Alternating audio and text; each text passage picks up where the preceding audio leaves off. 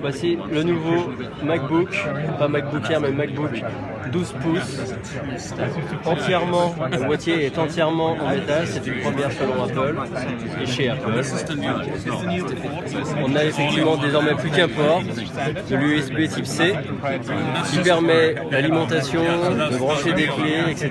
A priori il y a des adaptateurs. Donc l'autre sortie c'est une sortie pour un casque. Et quand on ouvre, pareil, on est frappé par deux choses. La première chose c'est qu'on a un écran un peu plus large avec beaucoup moins de bords.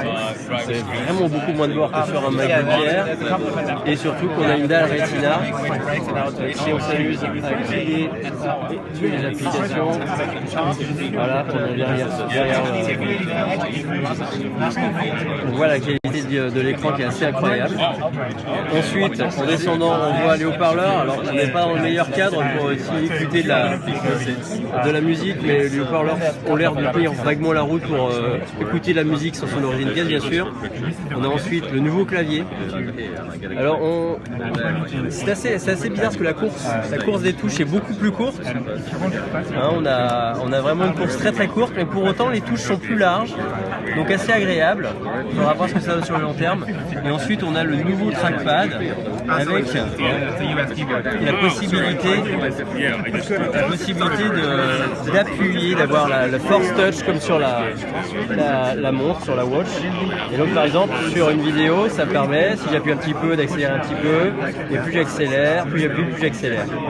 Dans l'autre sens, plus j'appuie, plus je vais en arrière, je lance la lecture, j'appuie un petit peu, 2%, 5%, 10%, 60%. Et ça permet aussi également, quand je suis sur une image, d'appuyer longtemps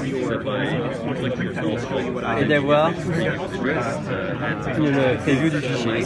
Ça marche, avant vous avez l'espace, ça marche sur tous les types de documents. Voilà, c'est un fichier PDF, etc. Donc évidemment on se pose beaucoup de questions sur ces appareils, si ça a véritable autonomie, si on ne va pas se trouver embêté par ce seul port USB. Mais par ailleurs, ça a l'air d'être un très très beau jouet qui pèse donc 2 pounds, ce qui fait à peu près 900 grammes, donc on passe sous la barre du kilo, et c'est une bonne nouvelle.